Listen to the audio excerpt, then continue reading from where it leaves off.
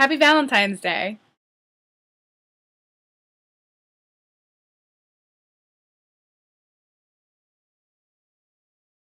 So, it's been a while since I posted, and I think I used to say this every video. I was so busy. Not that I'm not busy now, but I just feel like I've learned to manage it better. So, I feel like I'm going to be trying to make a lot of videos a lot more frequently than I was before. So, I figured why not start with this one?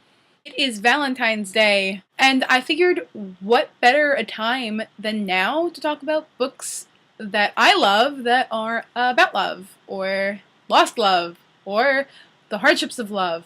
Basically, anything about love. So, the books I'm going to talk to you about today are about those things. Let's get started. Not every book I talk about today is going to be happy, and I'm not going to tell you, because I don't want to spoil it, about all of them, but this is the one exception I'm going to make. This is called This Book Does Not Exist. It is by Mike Schneider. And this is definitely the most depressing of all the books I'm going to talk about. It is about a guy named Mike, and he is in a long-distance relationship with his girlfriend, and she is coming out to meet him, and she vanishes. And no one knows where she is. He's left to wonder if she left him, or if their relationship is going to work, or if it's going to fail. And it kind of takes a supernatural twist, but it talks about that point in a relationship where you need to decide if you're going to fight hard and make this work, or if you're going to let it go. Now, I'm not going to tell you if they end up together or not in the end, but I will tell you that most of this book is kind of difficult to read, especially if you're going through a breakup, because a lot of it feels the same, and it's very relatable, which is why I'm putting this in here. So if you're single on Valentine's Day, or if you've just recently broken up with somebody and you're looking for something to relate to, this is probably the book for you, and I really enjoyed this. On a happier note, the next book I want to talk to you about is The Time Traveler's Wife by, watch me completely botch her name, Audrey Neffneger? I hope I did that justice. This book is about a guy named Henry, and he is a time traveler. He cannot control when he time travels or where he goes. It just kind of happens. And a girl named Claire. And since Claire was little, Henry has been visiting her. But when Henry visits her, it is a much older version of Henry. So when Claire meets Henry in real life, like actually him for the first time, he has no idea who she is. He hasn't met her younger self yet. So it's interesting seeing how they have to deal with that, and then how their love grows through this like huge problem of one day he could just be gone for however long that he ends up time traveling for. And she has to sit and wait for him. And I thought it was a beautiful love story. It was transformed into a great movie, so you could watch that if you want, but this was a really good book. The next book I am going to talk about is so wildly popular that I don't even know why I'm putting it in this video.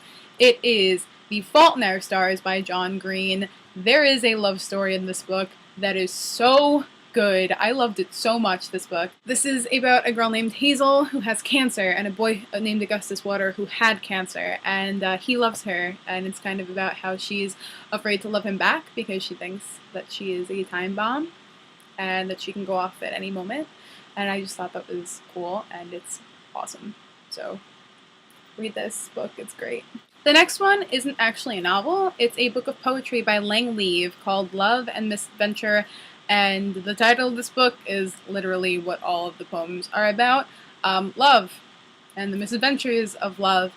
All of these poems, in one way or another, have to do with loving somebody, being in love, love lost. There are some really great poems in here, and they're super short. None of them are more than a page long, I think. And the book is small, and there's only one poem on every page, and only one side of the page is printed on, so it's super easy to read this. It's super short. The next book I want to talk about is The Reader by Bernard Schlink, and this book takes place pre- and post-World War II Germany. It is about a boy named Michael, and he begins having an affair with a much older woman named Hannah. When he is 16, I believe she's probably 30. I don't remember. But It's about their relationship dealing with the fact that they're so much older than each other. They can't really go out in public. And they end this relationship, but he's still so in love with her. Like, she was such a big impact in his life. And it's kind of how that love, like, changes for her. But it's really awesome. I feel like I end all of like my descriptions of books with "it's really awesome, read it," because like I wouldn't be talking about these books if they weren't awesome, and you shouldn't read them. 2 books left. The next book I actually did a full review on, so I'm not going to talk much about it. It's called Somewhere in Time by Richard Matheson. It is about a guy who falls in love with a woman from way back when, I think 1800s, through a picture, and he wills himself, or thinks he can will himself back in time to meet her because he is so utterly in love with her. The last book I want to talk to you about is actually the book that kind of inspired this video. It is the latest book I've read, and it is Every Day by David Levithan. And this book has been so wildly talked about. It's really good. It's a young adult book. I don't even read them much anymore, but it was so good.